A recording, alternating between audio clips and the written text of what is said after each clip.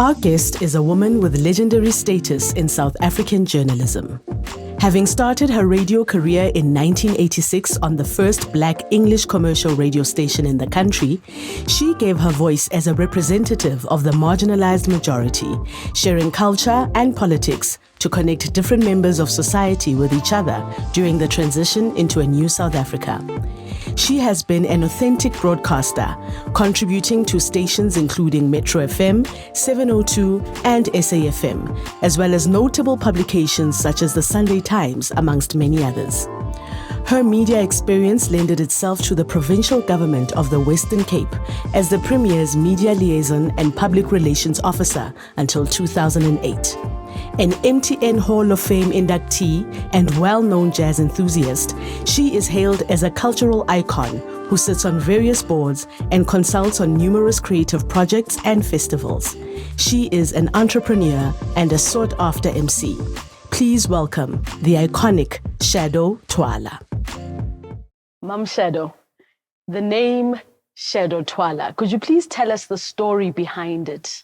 What does it mean to you, and how do you feel about being Nomshado Twala? I get excited when people say Nomshado because it means people know me, because that's my formal name, really. And how we became to be Shado was a stage name, so to speak, because everyone thought Nomshado on radio was just too long. And Shado became just the preferred name for my act, really. But little girl Shado Twala, or Nomshado Twala, very shy woman, very private, although grew up very popular in the township at Dube. Because I became flower girl for every wedding in the township. I was the flower girl. And the name Nomshado became, it became what it is, what it means, actually.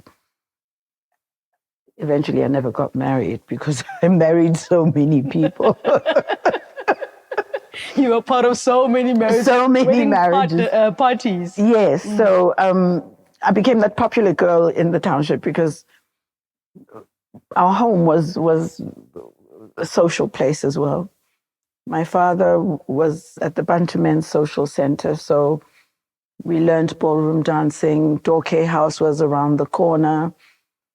I hung out with people that were much older than me, and that's why I was shy and quiet, because I was in spaces where I wasn't supposed to be. So kids were never to be seen or heard, So I became that little girl who'd hide in my father's Beetle when he's driving out, and I'd hide in the back, behind the back seat, because I loved following him around. And wherever he got to places, I would go, ta-da, I'm here. And it was too far to go back and take me back home. So he'd be carrying this girl around. So I got curious. I listened to conversations, and I was curious about stories. And at some point, my father ran Moroka Swallows, the team. So when they played at Orlando Stadium, I was that little girl who held the flag before the team walks in. Mm-hmm. And that has created the kind of person I became, who was curious, who collected stories, but also very steeped in who we are, who we're supposed to be as a family, a community, and a people. And the community in Dube was actually an exciting time to grow at Dube, I know your question was, who's Shado Twala? Who do I think she is? That's who I think she is, and who she's grown up to be, or to emulate and learn as much as possible to be able to communicate with other people. But running through all of that was music. Mm-hmm. Grew up in a very musical family. We'd sing all the time. And there'd be records, LPs playing all the time. I mean, even before that, we used to have Radio Bantu boxes in the townships. Mm-hmm. And I was curious, who's behind the voice, When that voice came on, it was news. And people in the neighborhood would gather, because not all the homes had boxes. People would come to our home and gather, and there'd be hush-hush conversations about the government and, old men talking like that. And our house then became that social place. My father once, notice I say my father a lot. I was daddy's girl. And my mother was 20 years younger than my father. She became quite the entertainer because that's who my dad was. He was a rep for a company called Henry Taylors and Reeves, which sold alcohol. So eventually we served the alcohol that was sold, that my father was supposed to be delivering, I guess. It became now a very VIP kind of shebeen. Lots of beautiful conversations would happen there with Jimmy Smith playing in the background. I've got my Joe, working babe, those kinds of things. So I couldn't escape music. When Metro started, Treasure Shabalala came home. He was my brother's friend. Came home and said, listen, there's a radio station that's broadcasting in English. It's a black radio station broadcasting in English. And I think, you should come and audition. My mom said, no child of mine's going to do radio. It's on contract. Come on. You need a full-time job, some security in your life. How old were you at the time? I can't remember, but it was 1986. And eventually, Ukos Khatebe came to my home and said, Mom, you've got to let this girl come. We need her. She, we'll look after her, And it was just a weekend gig, so that I would work Monday to Friday as a PA to a guy who's done very well actually now, Mark Lamberti. On Sundays, I would go on the radio. And eventually it was like there was so much demand. And I started doing a daily show, and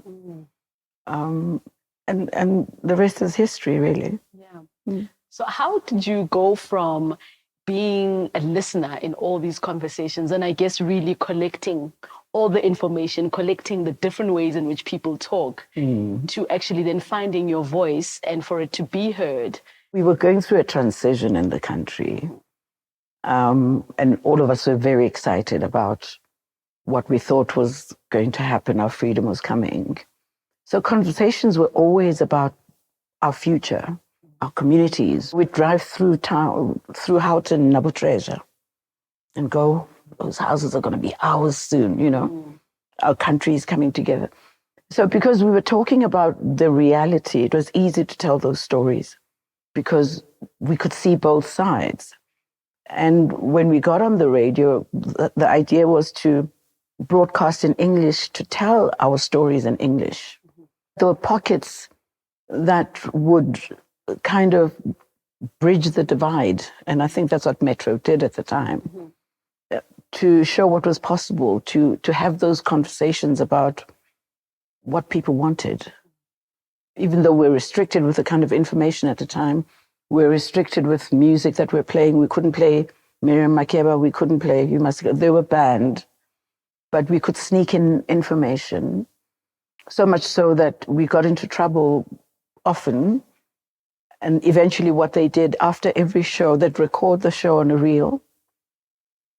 After every show, you needed to go and sit with the big white boss and play back the tape. And you must, if there was a Zulu word or conversation or even a song, Istimela, that played, or Brenda Fassie, you needed to explain what it meant, if it was sang in the vernacular, and why you thought it was right to play at that time, So it was hard. But we could sneak in conversations or languages. That's when Tsotsitaro became another, you have Tiger,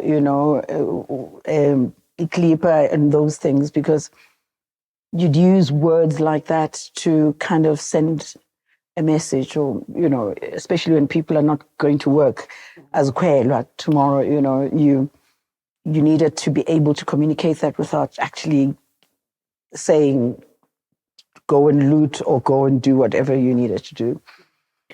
And I think we were very sensitized to the state of the country at the time. So you needed to find your voice. People would switch on the radio and say, "What's going on today? What are we going to hear?" And you'd hear it through the music or through conversations.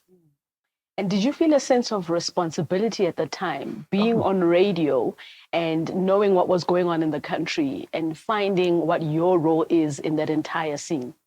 Finding what your role is, because also being sensitive enough not to lose that seat at that table. So you wouldn't push and get into trouble just for the sake of, yes, you were responsible. And sometimes you felt like you were a sellout of some kind. Why are you sitting at the SABC under the apartheid government? Are you being the master's voice? So you needed to prove in very many ways that actually I'm on your side. Just let me sit there. Eventually we'll be able to have these conversations openly. But somebody needed to be there to know how it works. Because when we eventually take over, somebody needs to know how it works and fill up those positions.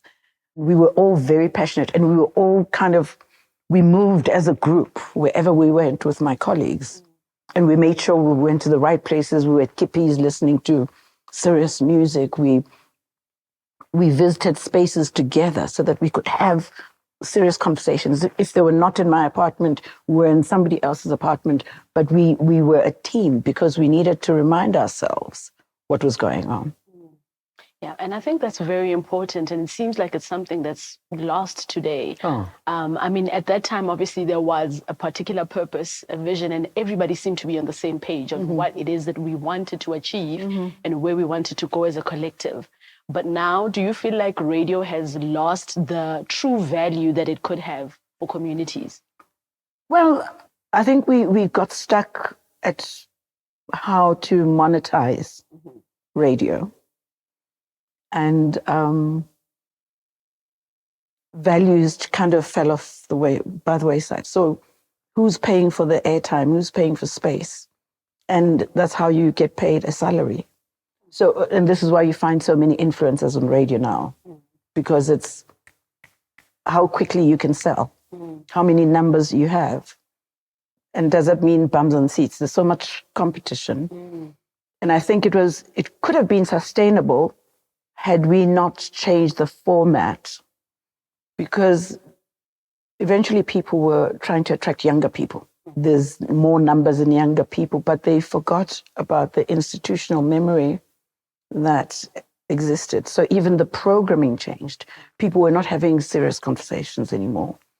People were talking about light issues, But even today, there's so many platforms now where you can find information, but is it the right information? Where's your source? Who's your source? And I think that's why the conversations that we must have together are still important, because we need to hold each other's spaces and safe spaces and really be honest with ourselves and where we are.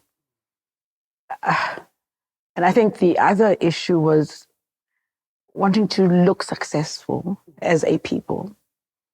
So if you could dress nicely and drive a nice car, it meant you'd arrived where we were supposed to be. So our freedom has become a material freedom as opposed to a conscious freedom. People don't want to have those conscious conversations anymore because they've arrived. And arriving means a big house, a nice car, good clothes, sitting in nice restaurants, and not having the conversation. And I think those conversations they are as important today. Intergenerational conversations are actually very key. We were just talking before the interview about even the stories that women would share with each other when they were doing each other's hair. That culture of storytelling is not as prevalent as it used to be. Now it seems like it's a bit more one-dimensional, as opposed to it really being an opportunity to share a broad perspective on life from one generation to the next. And it's so important because a lot gets lost in translation. And we even forgotten who we are because we wanted to assume this new identity. So those stories that you tell, some people don't want to hear because they really expose you as a person of how shallow you've become culturally. And you don't want to go there because there's been so much work in getting out of there, as opposed to building on where you come from. People have discarded that. A lot of people, not everyone. So those conversations become a sad memory that some people don't want to identify with because I've left that place. I've become a new person. And some places you don't need to leave because they are constant reminders of being grounded and staying grounded and being honest and human, because intrinsically it's our human side that really builds communities and societies. And it's the information we share, it's the fixing each other's crowns, that really makes us a unit as a people, regardless of color and creed. But you start from that basis of humanity. And see, I go to my stomach because that's where your conscience lives, And if you speak from that premise, you can't go wrong. We need to be able to be vulnerable in order to connect with others. And radio did that almost organically because you don't know who's listening, you don't know who you're talking to, you don't know their situation. But if you're open enough about yourself and what you bring to the studio, then you're connecting with so many people. I mean, I bump into people and say, oh, thank you. You made me, you held me through my studies when I was at university. Thank you. And you don't know you're doing that. And people think you're being naive when you say, I don't realize, because I wasn't doing it for you. You weren't in my mind. I was doing it for myself, actually. But it touched you the way it did. And I'm grateful for that. Definitely having the opportunity to really be a voice that a lot of people can refer back to, a lot of people can listen to. I mean, it just shows the importance of the word. And you were speaking as well about how music influenced you and how it played a role, and talking about the trouble that you'd be in if you were playing music that was banned. How did that actually also, help transition you from one phase to the next? And how did it enable you to see South Africa through a particular lens? As I say, I grew up around so many people that were those little conversations I used to overhear and eavesdrop on. But I also went to school. I was in primary school at Dube. And then for high school, I left and went to Swaziland. And the window kind of opened a bit, because Swaziland was an independent country. And the schools were different, and people were leaving South Africa through Swaziland into exile. Bokhabula, as those conversations were happening. So you got your seeds planted in your head from those days when I was at high school. So it helped, again, to be able to sift and sort with the kind of stories you told and how you packaged those stories. And very, very aware that you're dropping little pearls and people must just pick them up and knit them together to understand what you're talking about. The English that I learned and still speak opened a lot of doors for me to get into spaces I would not have been. So people almost trusted that so the information she's giving us is probably right. And it wasn't the case. But even without formal education, university degree, and all of that, you're still able to navigate. And in fact, if you trust your creativity, you'll find more things and more depth within you. Part of the reason why our kids are battling at school is because you need to deal with the idea of English first, the language, and then understand the concept. Yeah. I mean, I know what it did to me to have to battle to speak and study in English. Because I mean, we spoke like every African language in our community. But to transcend that was hard. And maybe that's why I didn't go to university, because it was hard. So those algorithms were difficult. What's an algorithm? Please, let's start there. Let's start there. Definitely. No, I hear you. You know, it's hard. Yeah, it is. So, but it was part of the struggle. It's what we needed to do, you know, to get ahead and be trusted, because they would trust you because you speak like them. Speaking English does not mean intelligent, does not mean well-resourced, does not mean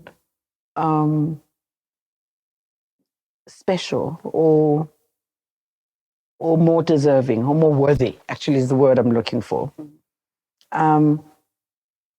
Because whatever language one speaks, it's about communication. And there's a language we don't speak, even when we use words. That's what is in between conversation. Those silent moments as you're trying to speak, those are the ones to watch for, how they make you feel, allowing each other space. We can learn a lot from what we get out of having conversations, you know, regardless of the language. And sometimes we can sit here for about 10 minutes, you and I, silently, and yet say so much to each other. So people mustn't put too much emphasis on language and accents. And accents more especially. Just make sure that you are saying what you feel and what you mean to say. And that goes a long way. Definitely. Saying what you mean to say goes a long way. Goes a long way. It's pretty much the same as when you were saying, you know, when other people would look at you and they're like, no, you're the sellout because you are working for this white SADC. institution. So it's quite difficult, I think, as a conscious Black person to be able to be of service to your community while trying to navigate the existing systems and working your way through them or trying to work around them in order to empower yourself and others that are like you. It wasn't all, you know, fancy and beautiful. It was a difficult space to occupy. We walked in and we were searched thoroughly, you know, and treated like utaki, you know. And you almost walked in like with your head down because you couldn't be too confident, you know. Walk with your head down, go to your space and do what you need to do, which was underground. We were 2 floors down. So we had no windows, no nothing in our studios. Just air conditioning and a thick door. Our toilets were also downstairs, and it was blacks, non-whites. Oh, this is so appropriate. So it wasn't all like fancy at all. It was hard to be there. And then you called upstairs to the room with a panoramic view to go and test, you know, what did you say? What, you know, why didn't you play your jingle? So you were being policed every minute of your time there. You know, so it really wasn't pleasant, but we needed to be there. We wanted to stay so that when eventually 1994 came, we were the voices to say, "Sifigile, you know, inkululeko yethu ikhona manje." Or you were playing music like, yeah, we couldn't play the song in 88. No, we were so loud. We were so unruly. Yeah. We were celebrating Nkani. Yes. Brenda Fassie is my black president, yes, you know? Yes. It was amazing. And there was so much euphoria. We were going to vote in April. And in February, I was invited with a lot of other media people to go to the US to visit other media as South Africans to say what we're expecting, what's the mood, people were very excited. The US was generally very excited about our voting. And we were invited by the Freedom Forum. I remember saying to a large group of people that even though we're voting in April, I didn't think we were ready to vote. People almost killed me. I said, our people don't know what democracy is. And if they're going to put a mark on that ballot paper, they need to know who to choose and why they're choosing that person. No, but we've been waiting for so long to vote. I said, yes, we have been. But let's do some voter education, educate people about democracy. And look at where we are today. It's because we never educated our people about democracy. One of the most exciting things to happen for me was when the Metro ran a competition for the whole country to vote for their best DJ on Metro. And they voted me. And I then won a trip to Manhattan. I went to London first and then New York to visit a radio station that we all loved. It was called, and I think it still exists in New York. It's called WBLS. And while I was on that trip, I then decided to hunt Brahu down. So I brought an interview back with Hugh Masekela, and I brought an interview back with Abdullah Ibrahim. I was so excited. And for the first time, I could play them on the radio. So, people were hearing Hugh Masekela have a decent conversation about music on their radio station, which we couldn't play before. And it opened up very many other doors just being there, because now you could turn the platform around. What do you think the role of these institutions and even radio and even the music that we hear on TV or anywhere else, what do you think the role of that is in developing and shaping today's youth? I don't know who's youth anymore, number one. So, because there's different stages of what is the youth. If you look at the youth league, then you think, okay, no, that can't be youth, Let's go back a bit. I think homes are very important shapers of the type of child you become. Because by the time your child leaves home, they need to have the freedom to decide who they are and what they're going for. Because by the time you meet other children at school or wherever it is, if you're strong enough about who you are and where you come from, that's the path that's going to lead you. And your voice will be heard eventually.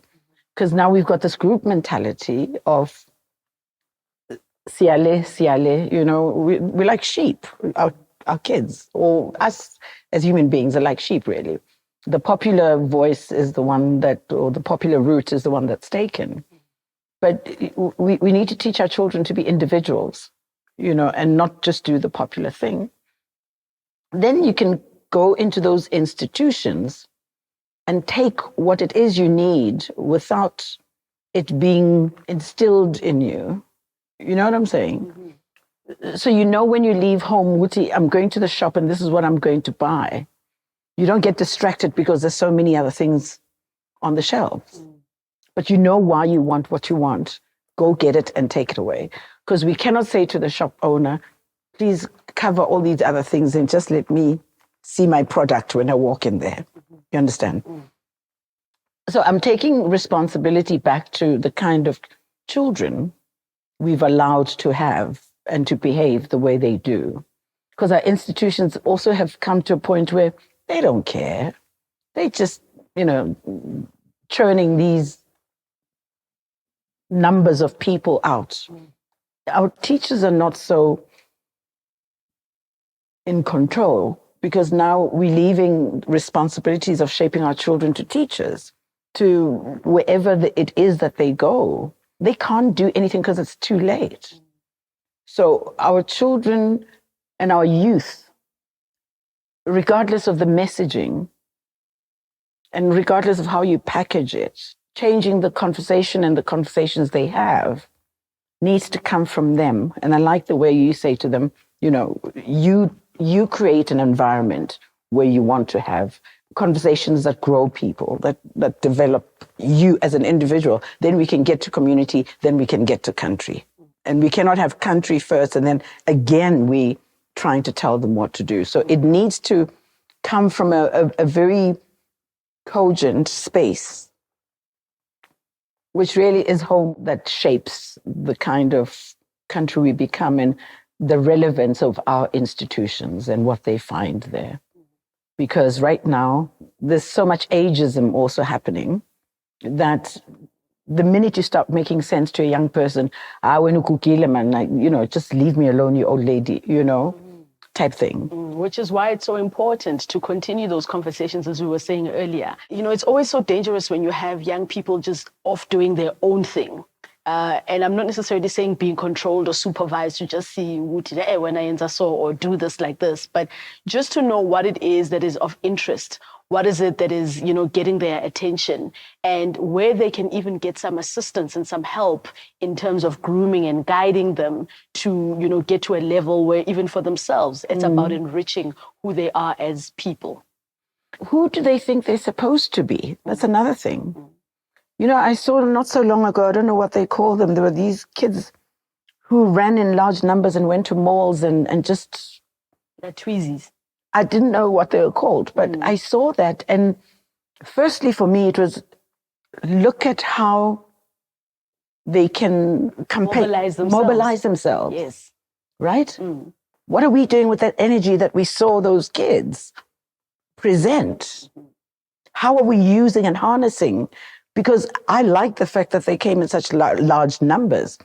If we can just capture them, let's invite them back to the mall. Izan foot, And Nifunani and like, what do you want to do? What's the beef? We could have had so many answers from those kids. Then we give them what they want. And you know what? Because they're collective already, oh my goodness. So we're going to spread it, the goodness. Let's not condemn what they did without harnessing that power that they showed, And it's still there. But because we condemned it, we called Begi Tselet on them and all of that, it's so wrong. It's because we don't understand our children.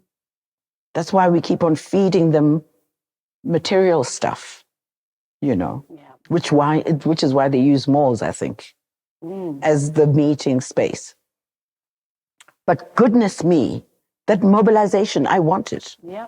I want it. Yeah. And I think it's very interesting because I even had to check myself when I was talking to my daughter because she's a teenager. And I was like, look at your friends, what they're doing. And she's like, what do you mean my friends? And now she had to actually, I had to be involved in conversations where people were actually showing me that, no, this is actually, think about it. This is a mobilization. It's a community of young people. And yes, I saw that, we don't really know what to do with that energy of young people. We don't really have enough recreation centers. I remember when I was young, I used to go to the rec centers to do drama, to do singing, to do dancing. We don't have those. Those places don't exist. Exactly. And for the children in the middle as well, those who are not necessarily in the townships and those who are in the suburbs as well, it's like, okay, so we don't know, where do we go? What do we do? How do we express ourselves? Where is the outlet? And for the outlet to be a mall, you can just see there's so much that is wrong with that. So if we perhaps could invest even in creating the spaces where young people can actually be creative and express themselves and really, become who it is that they are meant to be or what it is that they want to be, and really fulfill our role as the African village of supporting and raising, it would do so much good for us as a people. I wish somebody would have done a profile on who those kids were and where they come from, their backgrounds, and that sort of thing. Because it shows that they're hungry for something. And to fulfill that hunger is something we need to respond to, but we don't know what it is because we condemn them, which is what we do easily as a country. It's like we forget. Actually, we don't want to hear. Yeah. We forget who we were actually when we were young. It's like now you are a parent, now you are older or mature, and then now you forget that, oh, wait a minute, that's the same kind of youthful energy and spirit that I had when I was younger, and you look at what you did with that and how it developed you to be where you are as well. There's a book I keep referring to and reading now and again. It's called Not for Sale. They started replacing humanities with kind of your maths and sciences, because now producing those students for future labor, right, in the maths and sciences and all of that. So they shut down the creative spaces around the schools, sometimes even sporting opportunities at schools. And the well-rounded child needs to play, needs to have some kind of creative outlet. And this is what these kids, I think, were responding to that. In our curriculum throughout the country now, you won't find a drama class unless one goes to a private school. But there's no recreational activity whatsoever. There's no arts class. Even the domestic sciences, they used to call them when I was young, where you were taught to, there were cooking classes, home economics, yes. There you go. You see, domestic workers were popular when I grew up, so that's why it's called domestic science, because you were, as a woman, as a young girl, you brought up to be a wife. You needed to know how to clean, how to sew, how to cook, you know, that, but it was a skill that is helpful now. Some of the best chefs came from that. So we're not showing our children alternative careers, you know. Nobody wants to be a plumber today, right? Our technical places are all shut down. And yet during COVID, plumbers were always working. Builders were always working. Mechanics were always working. But those jobs are looked down on. We're not encouraging that. That's why all these young kids that are sitting saying, I'm unemployed, and we're saying there's unemployment, because they're menial jobs that they look down on, that they don't want to do. And I say, if I'm a street sweeper, I want to be the best street sweeper in the country. I want a medal for being a good street sweeper. But no, we shun those jobs because we all want to sit in offices somewhere, a corner office with a view. There's no status to those jobs. There's no status to those jobs. Come on. We need to find a language to connect with those young people. And here, because we're all talking about youth employment, youth this, youth that. But what do they want? We just responding to what we think they need. But really no one's talking to them. There's no platform. Yeah. Take a girl child to work day. Yes. No one said take a boy child to work day. Until much later. Do they exist? I think they do, and maybe not necessarily in those particular words, but there seem to be a lot of movements that are being started when it comes to the boy child. I mean, even with us, we've got Campaign for Girls, and now we've got a brother program that we've started called Campaign for Boys specifically. Over the years, we did run Campaign for Girls, and then we ran also a holistic program for both boys and girls.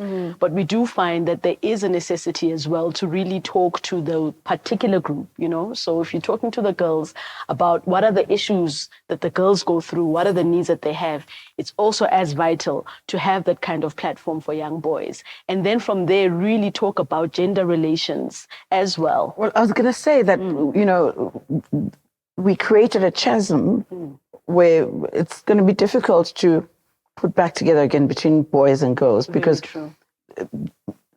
I think the gender-based violence thing as well is exacerbated by the fact that, girls, you know, we'll show you that boys are also equally important, you know, and that's on a different level. But I think we need to also find the spaces where we hear their voices together. I'm happy you've got that space. But it created an animosity of some kind in our young people where they don't see each other as equals anymore. First, we were highlighting the girls' importance because they were dominated by the boys. But now the scale is tipped this way, how do we bring it back to a nice balance, so that they can learn to be a community by themselves as well and have the power and numbers to influence the kind of lives that they want to see. Young people now think, oh, you know what? I'm going to go overseas. It's better than here. There's no country better than South Africa for the kind of young South African that you are right now. And we're encouraging our kids and sending them to different countries where sometimes they don't manage. Sometimes they commit suicide because they're not prepared enough emotionally and otherwise for the world out there. And the world is very different from what we think we can manage in South Africa. Very different from home. Yeah, very different from home. Which is why it's so important that even when it comes to, talking about the girl child and the boy child, they have to realize as well that they have a bigger role to play when it comes to the balance of society.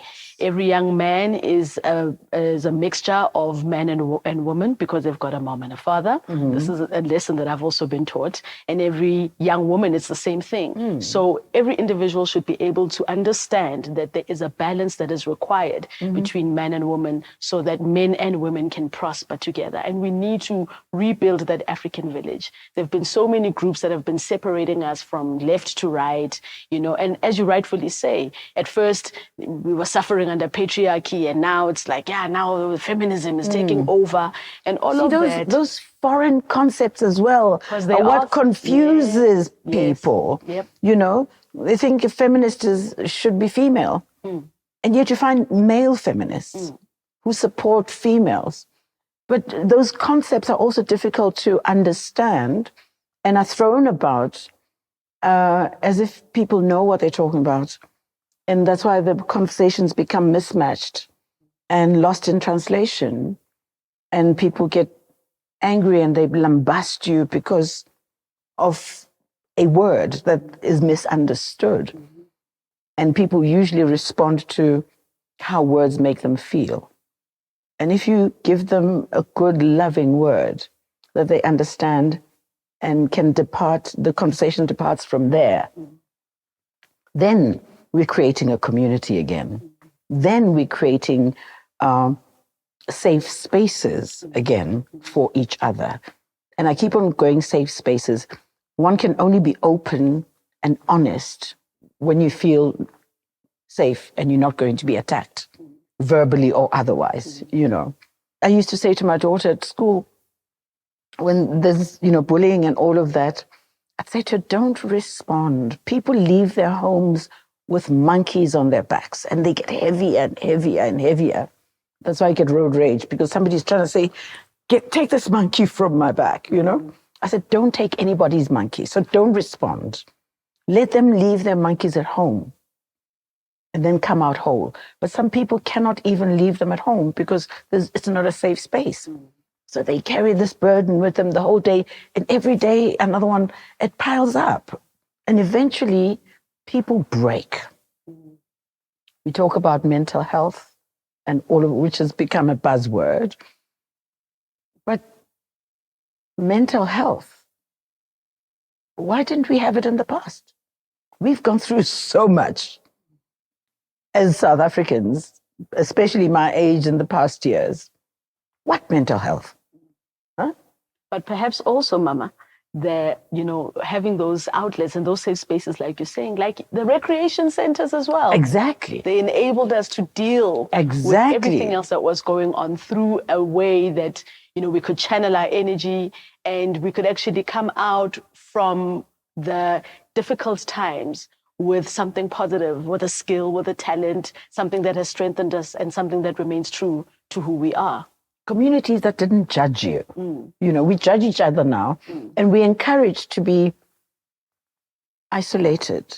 I'm saying community protects you and gives you that safe space to be able to articulate yourself, to allow yourself to be vulnerable, that word that I use over and over again, It's so liberating.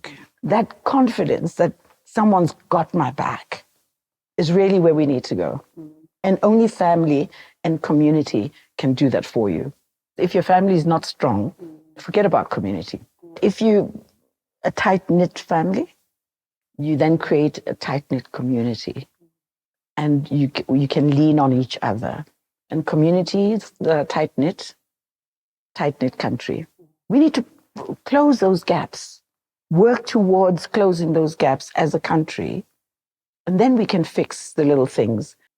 How did you inspire creativity in your children? Oh my goodness, just my life, I think. They couldn't resist it, right?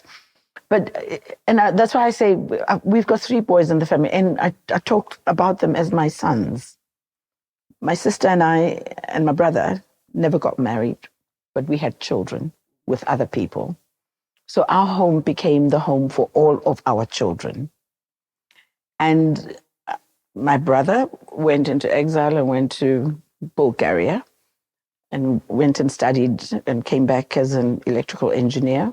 My sister went and studied at Lesotho. In fact, my sister and Pumzile were at school together. So when they went to university, I was the last child in the family, but I also had a child. So I looked after all the kids. So they became my children.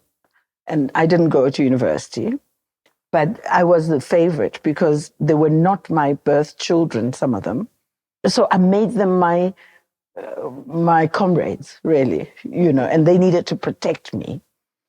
I took them to work with me. They saw me on the radio, Their first festival was a jazz festival, And they're curious, and the kind of people that I hung out with were all creative people, so they'd come and visit. They were also curious enough to kind of see the industry differently, as opposed to, oh, you needed to be a doctor, or you needed to be, and there's nothing wrong with being a doctor and an accountant and a qualified anything, but this is a life that no one was talking about, but they saw live, as something that exists, and conversations and, those kinds of things. So I took them to my television programs. I traveled with them as much as I could, and I brought news back. And it was just the atmosphere. And I entertained a lot of entertainers as well. So they had access. I think they probably listened to the conversations as well. And I'm grateful for that because they're amazing boys today. They're great fathers. They're amazing fathers, which is really what you want from your children, to be great dads. That's amazing. Yeah, thank you so much. I love them. You can tell. I can tell. I have to say, I mean, I know you don't want to be called an icon or a legend, but it's very important for you to know that you inspired an entire generation of young women to find their voices, to be able to tell their stories and to be seen and heard in a time and space where it didn't seem like that was possible. You are one of those key figures that really stands out. And there's so many broadcasters, so many women who've come after you. I have to give you props where props are due. You are an inspiration to so many, including myself. I really appreciate it, and I know it comes from a good place, I also think that when one goes into that job, you never know what you're doing and who's listening and who's doing it for you, because you're also just following a path that hadn't been created before. So you make mistakes, you turn left, you turn right, you find it again, So one is grateful then. After all of that work where you thought no one was watching, no one was listening, you think, oh my God, so, somebody was listening. It always warms my heart when I hear that, because one never knows which way, you could have misled people, But so I really appreciate it. I really do. Thank you so much, Nomshado, for allowing me to sit in conversation with you, allowing all our girls and young women to listen to this conversation and learn so much from you. We appreciate you. We love you. We are definitely looking forward to having more conversations and seeing what more you've got to give, because you did make it very clear that you are not done. in your mission and on your journey. So I am very grateful that you have actually spent some time with us. Thank you so much for everything you are, for everything you've been, and for everything that you represent for Black women in South Africa. Thank you. You're gonna make me cry. Thank you so much, and thank you for giving me flowers. Thank you. Thank you. Thank you so much. Until next time, everybody. See you.